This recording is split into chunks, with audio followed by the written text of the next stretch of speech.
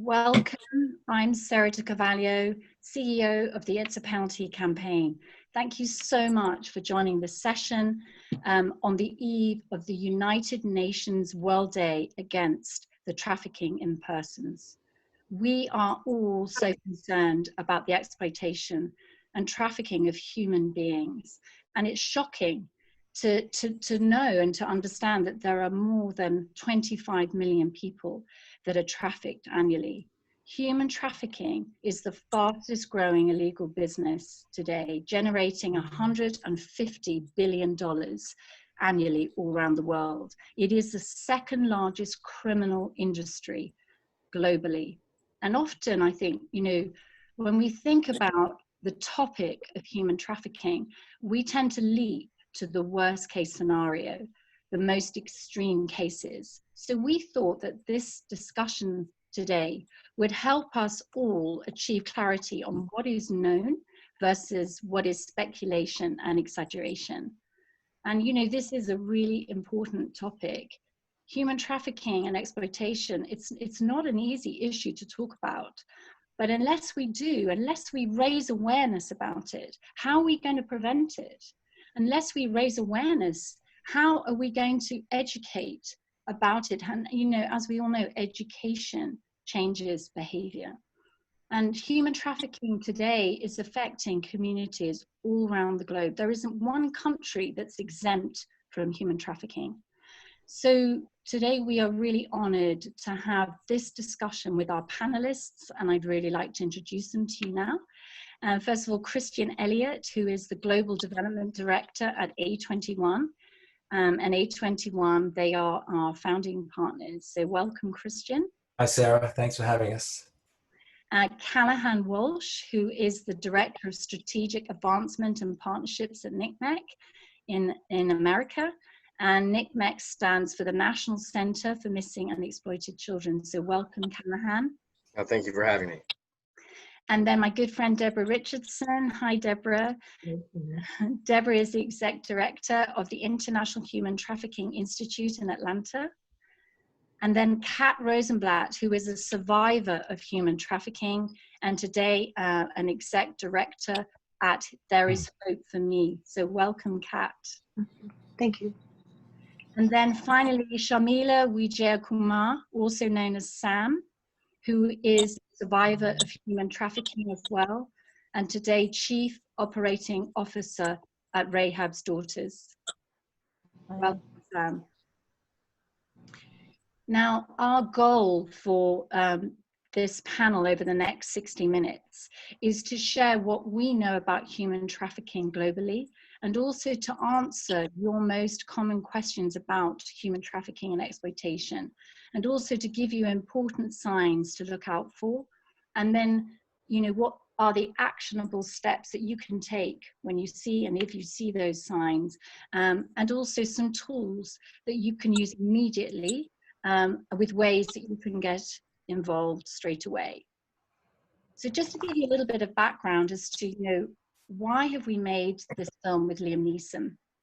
So over the past 6 years, and while we've been running the It's a Penalty campaign, which is an anti-trafficking campaign, a prevention campaign, which we run during major global sporting events around the world, we've become aware that, a majority of people, they don't know what human trafficking is. A lot of people say to me, I don't really understand it, but I have watched the film Taken with Liam Neeson. And for those of you who have watched the movie, you will know that it's the story of a daughter and her friend, and they're traveling around Europe together. And these two young girls, they get kidnapped and trafficked and exploited sexually. And whilst this is one form of human trafficking, a vast majority of people who are trafficked within their own communities and often by people they know. So I thought, well, who better than Liam Neeson to educate about what is human trafficking, to make a film that could be shared all over the world to really take human trafficking, the understanding of human trafficking, to another level. And Liam very graciously agreed to collaborate with us. And we have produced a 2-minute film, which is going live. We're launching it today during this panel. And then we've also produced a 30-second version, which later in the year is going to be shown in flight on some of our partner airlines, as well as global international hotels all over the world, including the Hilton hotels. But let's start our session by seeing Liam Neeson's global message on what is human trafficking.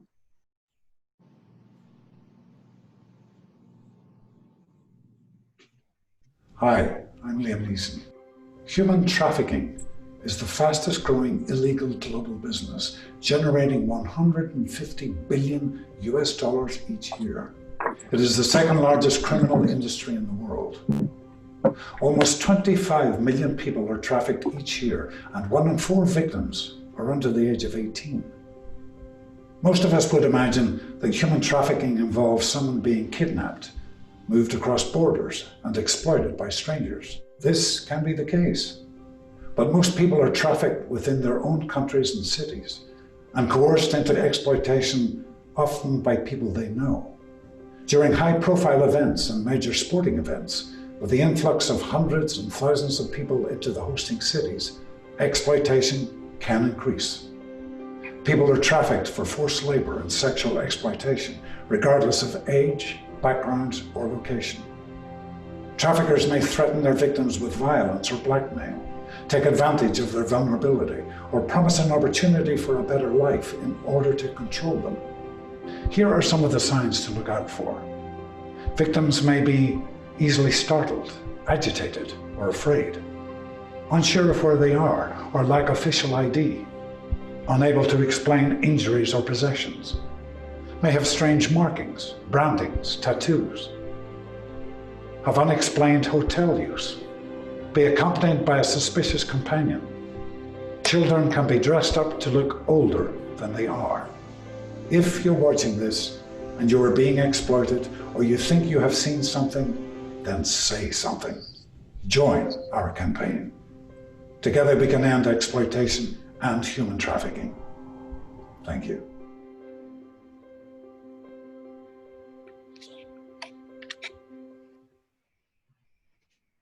So that's a really powerful message. Please do follow It's a Penalty on social media and help us share it far and wide. We want this film to be shared across the internet, because it's going to take awareness of what human trafficking is to another level. And I really believe that it's going to be a change maker, and you can be part of helping us to make that happen. So what is the official definition of human trafficking? Human trafficking is defined as forced labor or sexual exploitation by means of force, fraud, or coercion. So let's talk about this and hear from our panelists. So Deborah, can you tell us why you are so passionate about this subject? Sarah, thank you very much for asking me that question. My passion grew out of outrage. It was in 1999 that I was the director of program development for Fulton County Juvenile Court. And my job was to find services and programs for parents and their children who were coming through the court system. So there was a Monday morning, I was sitting in the back of the courtroom observing the docket, and a 10-year-old little girl came in. She was handcuffed and shackled at the ankles. She had spent 3 days in juvenile detention. Her crime was that she had been found in the back seat of a van that Friday evening with a 42-year-old man who had rented her for sex for 2 hours. Because pimping and pandering a child throughout the United States, for the most part, in 1999, it was considered a juvenile justice issue. So this child was locked up. However, in the state of Georgia, his being the purchaser, he was committed only a misdemeanor, so he was given what was equivalent to a traffic ticket. So I could not believe that in my city, in my state, that we were actually locking up children and charging them with child prostitution. And so that set a course for me for the past 20 years that I've been very passionate and thoroughly committed to not just addressing human trafficking, but ending it. Well, I know you are one of my inspirations, Deborah. You know, I know that you have dedicated your entire working life advocating, lobbying to protect those that are being abused, exploited, and trafficked. And, you know, thank you so much for all the incredible work you do. Could you, I just think, when most people like we were saying earlier, when they think about human trafficking, they envision the movie Taken with Liam Neeson. And, you know, if that is an exaggerated scenario, then what does human trafficking usually look like, and what are the practical signs that people can look out for? Thank you, Sarah. And I'm so glad you started this program talking about how it happens in our cities and communities, because human trafficking very rarely occurs with the abduction by someone the victim does not know. Rather, it's always, almost always, an instance where the trafficker uses the psychology of entrapment and befriending a young woman or a young male, and with promises of taking care of them, buying them gifts, promising to make them famous and performing in music videos or models, or some of the scenarios that we've heard that traffickers use to get young people engaged in having first a conversation and a relationship with them that then quickly changes to one of being forced and exploited for sex or labor. The average age of a trafficking victim is between 14 and 17 years old, 14 to 7 years old. So hold that thought. When we look at human trafficking as a business model, that depends on customers who fuel the demand. The trafficker is the supplier. Therefore, he or she recruits victims to meet the demand. And we have found consistently that the younger the victim is, the more money the customer would pay to exploit that child. Therefore, the trafficker has an incentive to recruit young children. Adults should be on the lookout for these changes in a child's behavior. They will often become withdrawn, no longer interested in the things they once enjoyed. They'll spend more and more time alone on their cell phones or devices, talking in chat rooms with people they've just met online. They will suddenly have new things, clothes, electronics, etc. They will either miss a lot of school or begin performing poorly in school.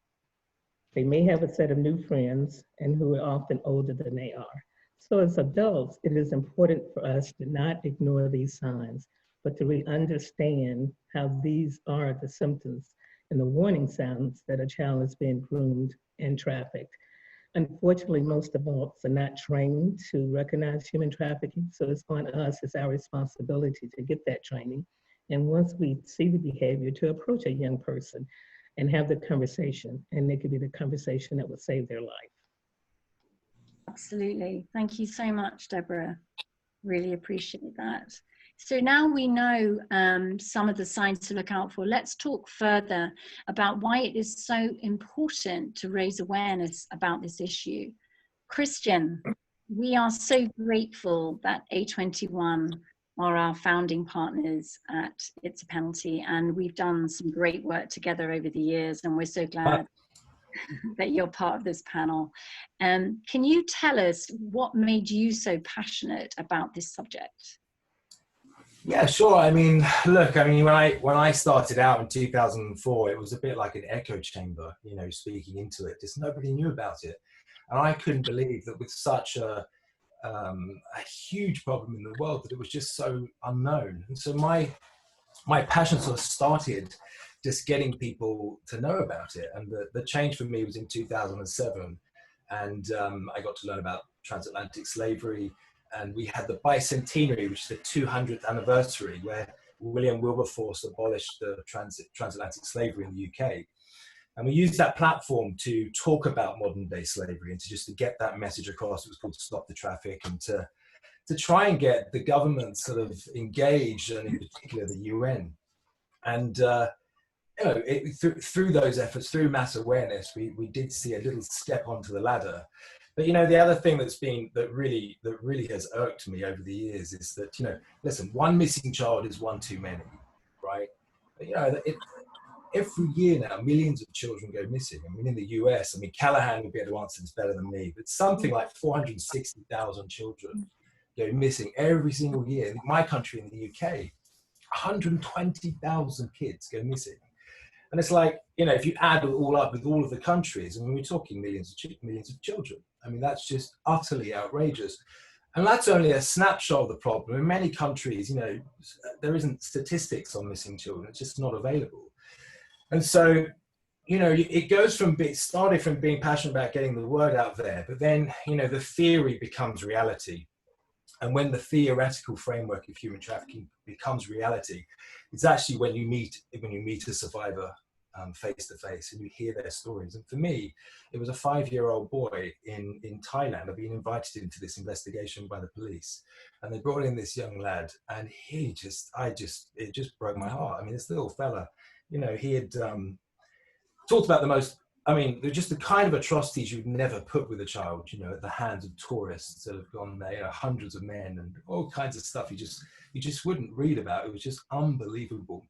And so I think passion and anger are cousins somewhat, because, you know, when you listen, and we're going to hear from Sam and Kat, who I'm really looking forward to hearing from. I really want everyone to hang out and wait for them to speak, because the theory of human trafficking is made real by the reality of the survivors' stories, and that's what it's all about. And, you know, and ever since we've been working with survivors, and we've had a relatively big impact over the years. So that's the thing that's changed for me, just listening to their stories. And anger and passion, cousins. It's a real driving force, I can tell you. I so appreciate you, Christian, and you know, you have been such a tower of strength and an encourager to enable me to bring its penalty to where it is today. So thank you so much. And I know you're an amazing advocate for human rights. So thank you for the work you do. Oh, you're very sweet. Thank you. So Christian, given the you know, the cultural differences and the developmental differences around the world, why is it so important to raise awareness about this issue? And, you know, why is it so important for us to learn how to report potential trafficking activity? Yeah, I mean, awareness is key. I mean, it doesn't stop with the awareness, of course, and we've done a lot of awareness campaigns over the years. What I love about this one in particular is it's teaching people the indicators, teaching people what to look out for in their community, and then asking them to do something about that. You know, every human being has this innate suspicion. They know when something isn't right. And I think that there are so many examples of human trafficking. Just to take, you know, like domestic servitude as an example. You know, you might live in a community, you might live in an apartment block, and you might see a lady coming out, or a man with bruises, or not even that. Their countenance may just not look right, and you see them taking out the rubbish, or you see them through the window. And the thing is, if something doesn't feel right, one needs to, you know, learn how to get into that rhythm of reporting. That will make such a difference. I mean, 911, and here in the UK we have 999, exists so that the public can report incidences of crime, so they can follow the line of inquiry. We need that in this movement. We need people to sort of go away, learn what the indicators are in their community, and just run with it. And, you know, use that innate suspicion, that antenna, if you like, to just look out for people in your community. It's so important. And actually the contextualization of awareness is very important. You know, the types of trafficking are very similar around the world, but they just look different. It's like the same pair of shoes with a different package. And so for us, we just need to be able to learn to show them these signs, and to encourage them to take action by reporting. And that's what we're encouraging today with this video. Yeah, thanks so much, Christian. No worries. Thank you, Sarah. You've been amazing in this whole journey, and I'm really excited for its penalty and its future. So thank you. Thank you. On our panel, as Christian mentioned today, we have 2 survivors of human trafficking. And Sam, I'd like to come to you next. Could you give us a brief overview of your story? Yeah, sure. So, I mean, I'd like just to have people imagine a sheltered high school teen who moved around a lot, different countries, different cities, pretty insecure, preferred a book to social interactions, used to hide their book inside their textbooks to walk between the halls of classes, always a book in hand. Grew up in a upper middle class neighborhood, in an upper middle class nuclear traditional family. And imagine that due to bullying and just being misunderstood, not very popular, particularly with the undeveloped social skills, this teen runs away from home and just very quickly finds herself in uncharted waters. She applies for a job and finds one at a nightclub as a cashier to collect recovered charges. At the end of the first night, she's asked to come to the manager's office because they say the take on the till is not adding up. Too late, she realizes it's not an office at all, and her life changes forever in an instant, and that girl was me. After months of abuse and being forced to perform unconscionable acts, it was actually a patron of the brothel that helped me to escape the first time. And you'd think that I had had enough, but I was so broken and had so little value in myself at this point that, you know, I really just didn't know what to do. I had no place to go. I didn't feel like I could go home. I didn't feel like I could go anywhere or that anyone would have me. So after several nights on a park bench, homeless, hungry, exhausted, and terrified, I agreed to work in a different brothel, this one run by a woman, and I thought it would be better, but it wasn't. It was, you know, okay, I had a little bit of money this time, but, you know, they would still take the majority, and I still, you know, didn't really have a home. I was rescued by my family, but, you know, due to lack of training and coping mechanisms for both myself and my family, because back then there was no such thing as rehabilitation programs or, you know, awareness of this sort. It was something that you just swept under the rug and you tried to move on with your life. So I went off to high school, I finished there, and then I decided to go to college, and I thought I wanted to become a chef. So off I went to a culinary institute in Florida, and as part of the curriculum, I got a job in a very upmarket club, working, you know, serving breakfast and lunch and dinner to, and I got to work in the kitchen, and I thought, okay, this is great. So I started to share a little bit of my story, and this was a huge mistake because it took about 48 hours from the time I shared my story to be trafficked again. And this time it was a much more complex trafficking ring, and I was taken around the country, and I was sold at parties and Super Bowls and sporting events and conferences. And it took me several years to escape from this, and when I did, I was beaten within an inch of my life. I'm truly blessed to be here, and I thank the church that hid me and, you know, didn't allow me to put anything in my name because I was hunted for a long time. I couldn't have any property, you know, cell phone, a car, anything in my name because it was traceable. And I still, to this day, suffer trauma and flashbacks from this, but I'm super lucky to have folks in my life like Dr. Debbie Lassiter from the Convergence Resource Group that helps, you know, keep me dealing with my triggers as I work with other survivors and, you know, being more of a doer than a spectator. I definitely, you know, feel that it's important to be out there doing this kind of thing, and it definitely helps with my healing process as well. Sam, thank you so much. I mean, there won't be anyone that, you know, watching and hearing your story now that isn't impacted. And, you know, thank you so much for being so brave and so courageous, and how incredible that today you are running, you know, Rahab's daughter, and you are helping to rescue hundreds of girls like yourself all around the world. So thank you so much. It's amazing. And I think you're amazing. I think you're amazing that you've come through what you've come through, and you know, you are who you are today. Bless you. Can you to sit on a panel like this and see all of you fighting for the same thing that's so important? I think the feeling is definitely mutual. Yeah, I mean, I think for me, and I don't know about anyone else on the panel, that, you know, for me, it just encourages me to keep going, because it's tough. This work is tough. But when I meet people like you and I hear of what you've went through, it just makes me think, yes, I've got to keep going, because, you know, this is the fastest growing illegal business in the world. And, you know, it's unscrupulous people that are trafficking human beings like yourself to make money. And that is unacceptable. That has to stop. And it just encourages, hearing your story just encourages me to keep going. So thank you. Sam, you know, I know that, you know, people watching this will also you know, they might be thinking to themselves, well, you know, if I do suspect something, if I think I've seen something, and I call a hotline, what happens? You know, should I call? Do I have enough information? If I dial that number, you know, if I text that number, what happens next?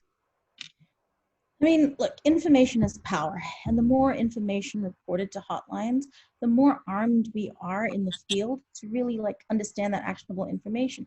And sometimes it's just the smallest tip that unravels things in a way that we can see a pattern, that our AI software can see correlations, where we can uncover virtual red light districts or even physical ones. The information just really helps us. So for example, you know, this year we did a Super Bowl mission, as we do every year, and we rescued about 55 women and children. But it was the tip lines that helped us piece together the information. And that comes from all of you out there watching this. It comes from law enforcement. It comes from hotel staff and convenience store clerks, anybody calling the hotline to give us even the smallest tip, because it does give us real-time information that can affect public safety, but also that helps us prevent. And, you know, I mean, we recently had a call from a local pastor's wife who had heard a prevention talk. And when she saw a young lady on the side of the freeway, she called us. And interestingly enough, we had also had other reports from truckers passing by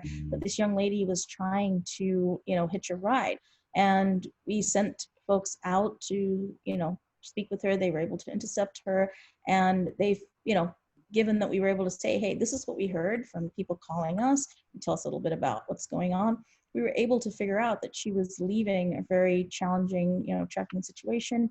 And, you know, even if she hadn't been, we'd have been able to refer her to, you know, other organizations like the National Center for Missing and Exploited Children or the Runaway Hotlines, because prevention is better than cure. And if we can prevent, that's way more important, because curative, it takes us 4 to 6 years to really unpack this for someone.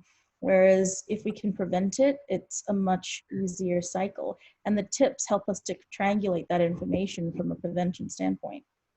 Yes, absolutely. Thank you so much. So, you know, the message there is, if you do suspect something, you know, don't think twice, dial the number, and your call will be evaluated. And, you know, like Sam shared, all as much, you know, all information is important, and the more information that law enforcers have, the more effective they can be in following that up. So thank you so much, Sam, for sharing. Callahan, you know, the whole world has been and is being affected by COVID-19, and, you know, so many of us today are working online. We're working remotely, and our children, because their schools have been closed during COVID-19, they've been spending more and more time online. And, you know, for many parents, that's really worrying. So what can you share a little bit with us about what are the implications of human trafficking online? So here at the National Center for Missing and Exploited Children, we operate the Cyber Tip Line, which is a national reporting mechanism for all instances of suspected child sexual abuse. The Cyber Tip Line received about 16 million reports last year. And during this COVID time, we were unsure of what those reports were going to look like. Were we going to see less reports? Were we going to see more reports? Overall, in the last couple months, we've seen a 90% increase to the Cyber Tip Line. And in fact, in April alone, we had over 300% amount of tips that came in compared to the year before, April in 2019. It's very unfortunate. It's very unfortunate that we're getting this many reports. We have seen child predators talking in the dark web, discussing amongst each other best practices on how to harm children during this time, looking at COVID as a silver lining for them, as a great opportunity because of the increased screen time, as you mentioned, for both adults and children. Now, the internet has created life for the better in so many ways, but it has created new ways to harm children. And when it comes to trafficking, we've seen a change in the behavior of traffickers as well. In the beginning, we saw the traffickers move to somewhat of an online subscription-based content supply to their buyers, because buyers and sellers were a bit reluctant to meet in person for commercial sex. Unfortunately, because bans being lifted and whatnot, we're seeing those numbers go back to the pre-COVID times of children being used for commercial sex and meeting face-to-face with these buyers. We know at the National Center for Missing and Exploited Children, 1 in 6 runaways are likely to become a sex trafficking victim. And because of the increased stressors that we're seeing because of COVID, we're also seeing an uptick in those missing children's cases in runaways. These induced stressors cause children to run. Sometimes home isn't the best place for them, right? We think about, oh, you know, being home is safe. It's not always safe for every child. In fact, when they are running away, it's oftentimes out of the frying pan into the fire, into the arms of an exploiter. Sometimes that exploiter, you know, is under the guise of a boyfriend or a girlfriend. And these children, unfortunately, are categorized as runaways. And as you know, law enforcement and the media doesn't look for runaways the same that they look for strange or abducted children.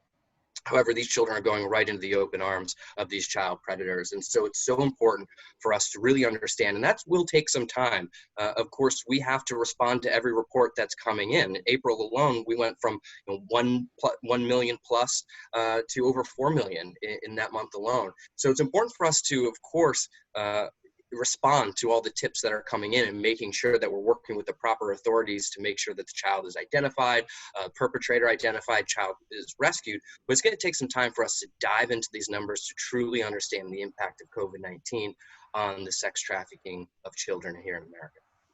Yeah, I mean, 1 in 6 runaways end up in child exploitation, sexual exploitation. And you said the increase in April was from 1 million to 4 million. 1 million reports to over 4 million. That was a 318% increase in reports to the cyber tip line. Now, there were a few instances of CSAM, child sexual abuse material, that went viral on social media platforms. They accounted for some duplicate tips coming in because people will see this horrible abuse, this imagery, videos or still images, and share it on their social feed. They're well-intended but misguided. They want to draw attention to this issue, try to identify the child and make it stop. But every time you share that image or that video, you're re-exploiting that child. And it is illegal to share and to post that on your timeline. So what we recommend is to report it. And I think that's the running theme here of this call, of this panel. Report it to the social media platform, but also report it to the National Center for Missing and Exploited Children. It's just so important. Thank you, Callahan. And can you tell us why you are so passionate about this subject? I'm passionate about the subject because of my work here at the National Center for Missing and Exploited Children, an organization that was co-founded by my parents in 1984 after the disappearance and murder of my brother Adam Walsh in 1981. So this is an issue that we deal with regularly here at the National Center, but it also affects me personally in other ways because I had a very close friend who was trafficked to the Las Vegas area, who went missing and was later found murdered. Her name was Lindsay Harris. I wish I could call her a survivor. Unfortunately, she isn't. Her remains were found some 1,600 miles away from where she originally went missing, out of that Las Vegas area, and it was only partial remains that were found. We don't know whether it was her buyer or her trafficker that ultimately led to Lindsay's death.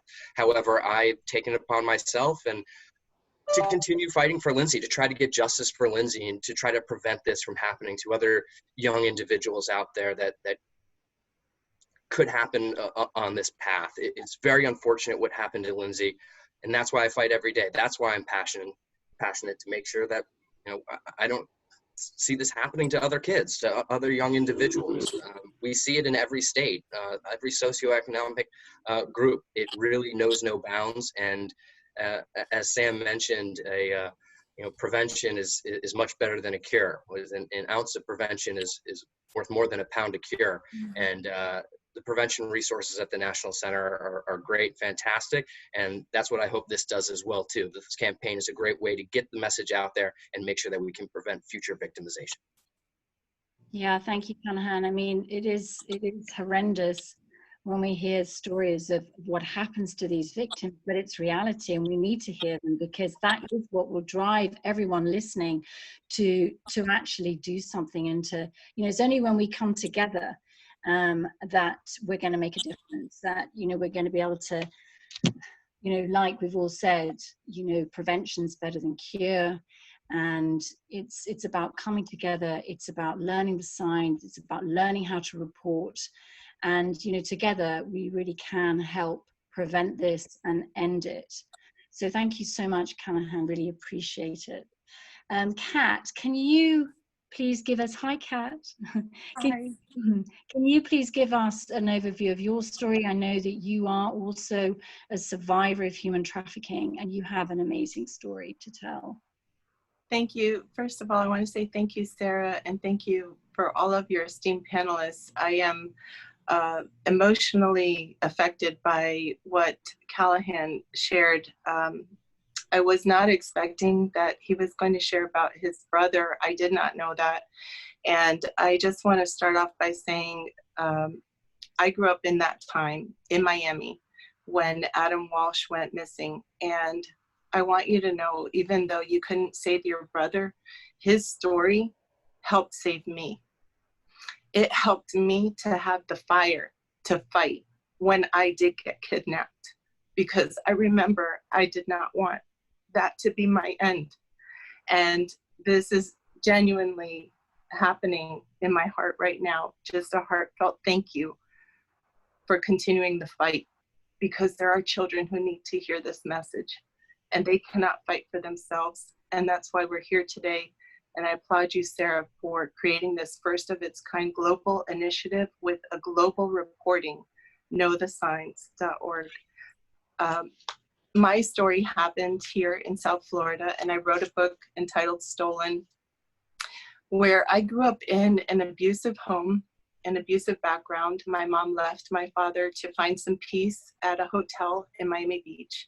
And at that hotel, there was a sex tourism ring that was functioning even back then in South Florida and all over the world, where sex tourists come here to purchase children.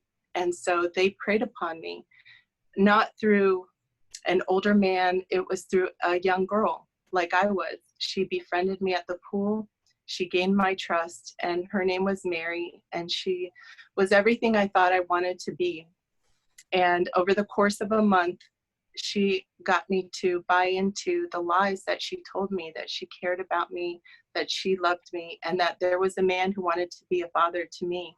She introduced me to her pimp, who told me I can call him daddy. And for me, it was the daddy hole that lured me in, because I just wanted to feel a sense of belonging, a sense of love, a sense of family coming from a broken home. And so the day would come when they would capitalize on that trust. And she took me to meet the first sex buyer, who was a 65-year-old man in a hotel room. And she told me to dress up like a bride, and we were going to play a game. And I put a white dress on, the only thing I had. And we went into the room, and I heard Mary lock the door. And that began the recruitment and the lure, where she introduced me to this man who was half dressed and ready to purchase his American Virgin girl. She said, "How much will you pay for her?" And he said, $500. And Mary said, "No, she's a virgin. I want $550. And that sadly was the going price for an American Virgin girl back then. Today, kids have told me their price is $20, or in the public schools, $5.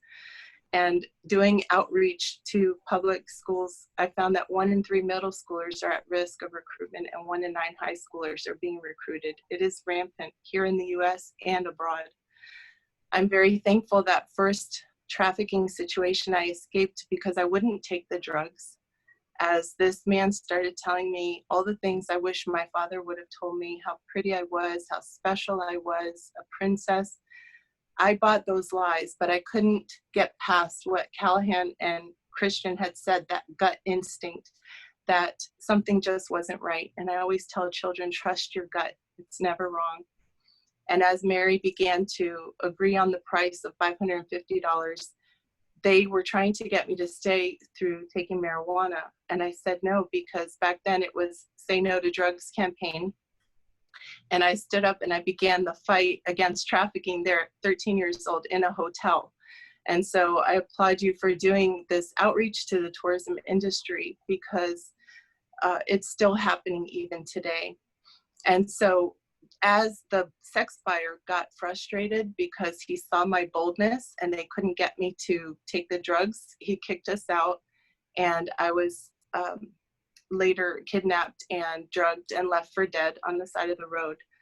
But again, I remembered, I'm sorry, Callahan, I remembered your brother's story, and I fought. And I remember that God was fighting for me, and somehow I survived, and I staggered to a payphone, and I just did not want to die at 13. And I made it to the phone, and the doctor told my mom, you know, they found me there on the side of the road, and they told my mom that the drug they gave me was supposed to kill me. But I lived. I survived to see another day. Unfortunately, the damage from a broken home would follow me into my middle school, and I would be recruited again. My friend's dad was a trafficker here in South Florida, using his daughter to recruit kids for a sleepover. And without giving away the entire story, you know, I have the book Stolen, which goes to support survivors. I will tell you this, that it's important for parents to know who their children are spending time with and sleeping over, who the houses are, who the parents are. And I remember my mom never called the phone number, and her father sold us. Her father sold us for $40 each, gave us cocaine, which was a drug of choice at that time, took us to a brothel.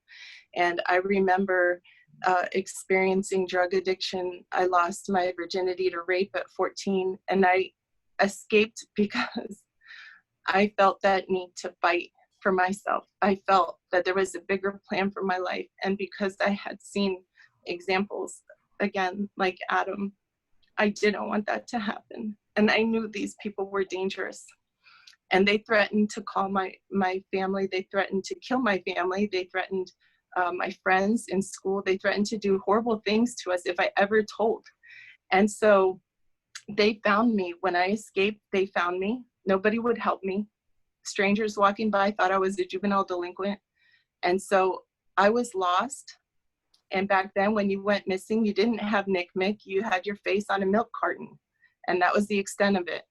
But thankfully, I was brought back to my friend's house, where her father and these other men bullied me and told me if I ever told anyone what would happen to me and my family. So I never said a word, and I promised that I wouldn't. And I thought I got away, but I didn't. And the next day, when I went back to school, they were there and planted drugs in my purse to send a message what would happen if I ever told on them.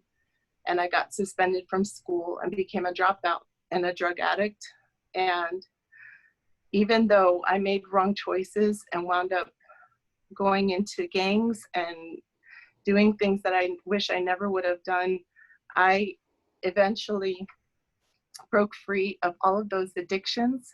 By the grace of God, I got my GED, and I went on to get my PhD and founded a nonprofit called There's Hope for Me, and wrote a book entitled Stolen. So now I can go back into the schools and warn children and tell them, if there was hope for me, there's hope for you. Thank you. Bravo.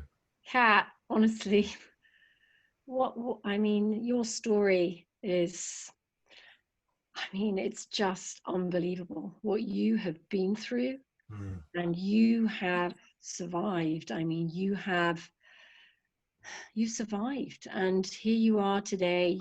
You're a beautiful woman inside and out, and today you are using all of that to help others and to support other victims. And I just want to say thank you so much for all that you're doing. Your story is inspirational. Again, it inspires me, it inspires all of us. There is an anger that sort of rises up in me that, you know, you were so young. And it's true, there are girls and boys, there are girls right now who are in exactly the same position. And that's why we've made this film with Liam Neeson. That's why we're having this panel, because, you know, a lot of people are so unaware of what's happening, and it's happening everywhere. So I just want to thank you from the bottom of my heart for who you are and all that you've gone through, and what a beautiful person you are, Kat. So thank you. Can you just tell us all, you know, why is a campaign like this so important? A campaign like this is vital.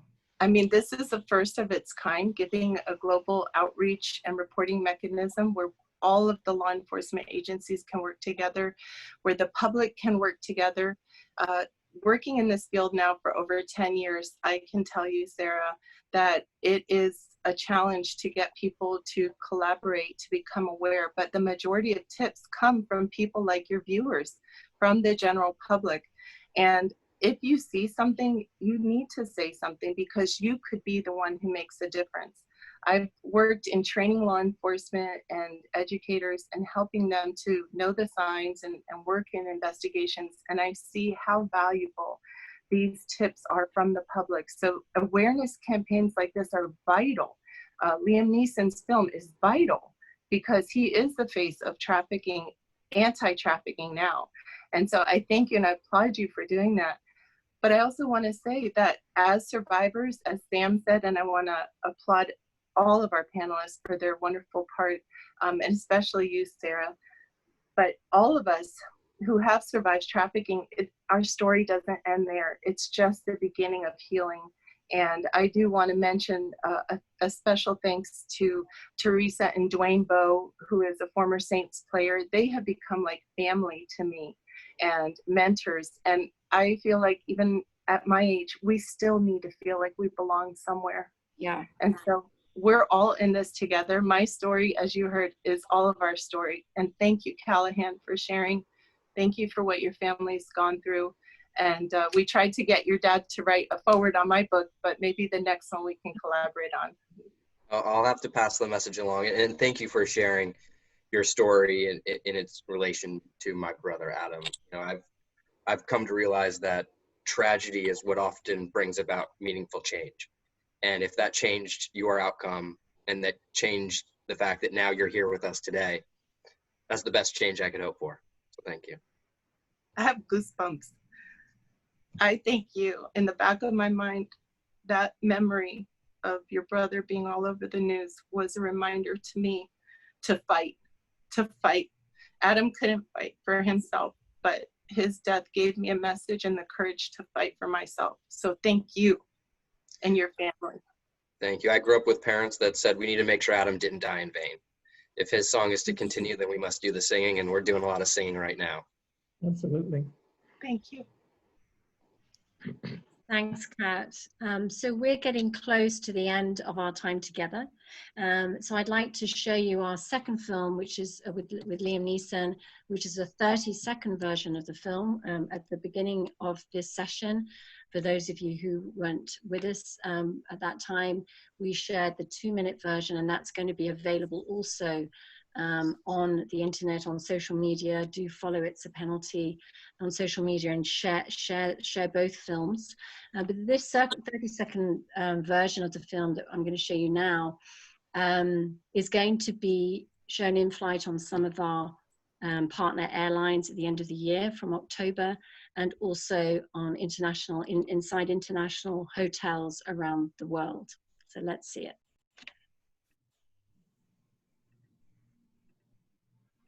Hi, I'm Liam Neeson. Almost 25 million people are trafficked every year. 1 in 4 victims are under the age of 18. Most are trafficked within their own countries and cities and coerced into forced labor or sexual exploitation, often by people they know. If you're watching this and you're being exploited, or you think you may have seen something, then say something. Together we can end exploitation and human trafficking. Join our campaign. Thank you. So yes, do please share that film on social media and let's get this message out far and wide. So just one quick final question for all of our panelists. You know, for those of us who are watching, what else can they do to make a difference? Deborah. Thank you, Sarah. And first, I want to thank you for putting together this incredible program. Pat and Sam, thank you for sharing your story and the work you do every day. And Callan and Christian, it's so great to see men a part of this movement, because you're a vital part of making sure that we get to the root of it happening in the first place.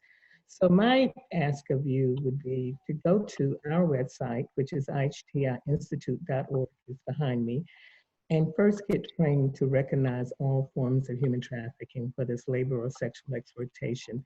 This is free and virtual for you from anywhere in the world. And then once you learn about all forms of human trafficking, you will know how to say something and do something to end it. I totally agree. Our goal is to make sure that not even one person is exploited.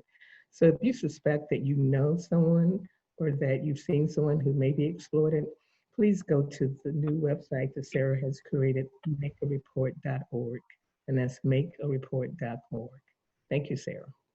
Thanks, Deborah. And just to explain that when you go to makeareport.org, you click on a link and it'll take you to a map of the world that It's a Penalty has created, has developed.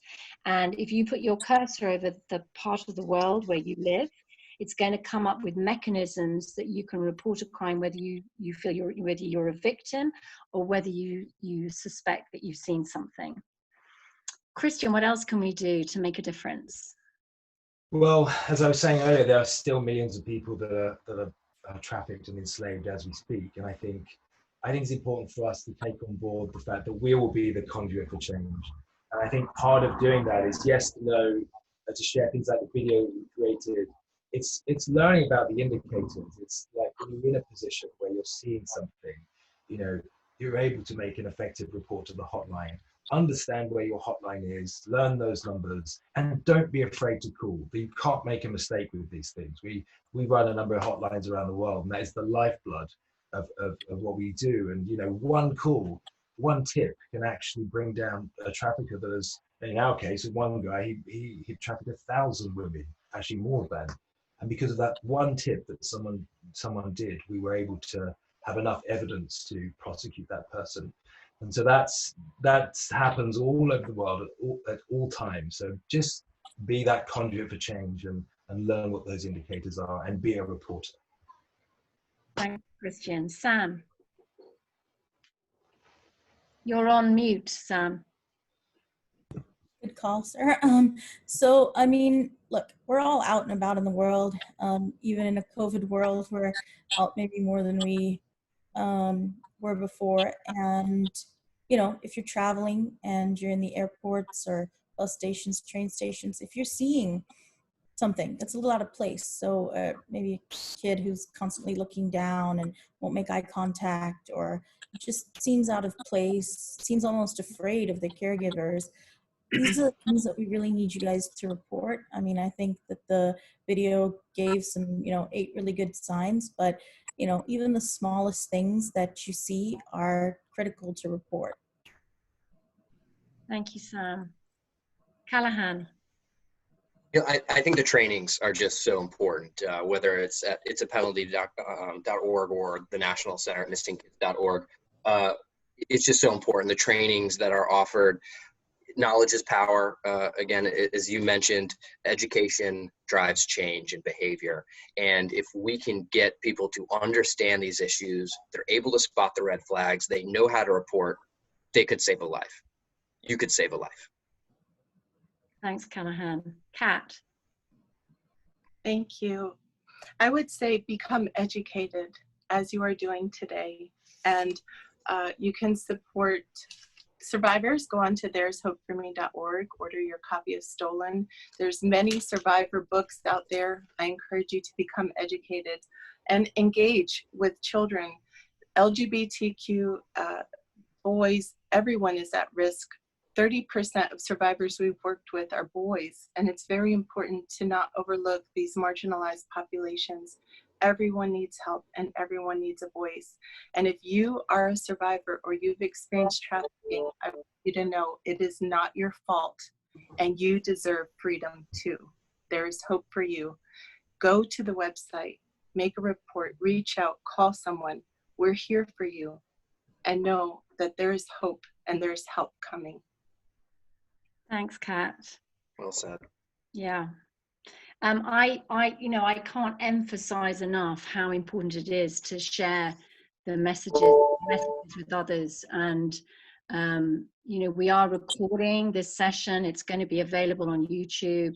And we've also set up a web page as Deborah shared, and I'd like to show you what happens if you go to knowthesignsnow.org. This is what you're going to see. If you'd like to know more about It's a Penalty, you can click on the logo top left. You can see the film again, and then if we scroll down, you can learn about the signs, all the different signs. You just click on each one and it'll go into more detail. And then here, if you want to make a report, you click on Make a Report, and it'll go through, like I explained earlier, to a map of the world. There you can see the map of the world, and you just literally put your cursor over wherever you are, like Bulgaria, click it, and it'll come up with how you can report a crime of exploitation or human trafficking. And then if we go on down, you can see our partners, and if you want to know more about what they do, we have some amazing partners that are part of this campaign. Just click on their logo and it'll come up with information about their work. So I'd like to finish by thanking all of my panelists, Sam, Callahan, Deborah, Christian, and Kat. Thank you so much. You are incredible in the work you're doing. It is a total privilege to work with you, to know you, and I really look forward to the future and doing all that we can to fight this fight. So thank you so much for joining us today. And I'd also really like to thank all of our partners of this campaign. We couldn't have done it without you. And finally, of course, a huge thank you to Liam Neeson for his amazing collaboration. And thank you to all of you who are watching.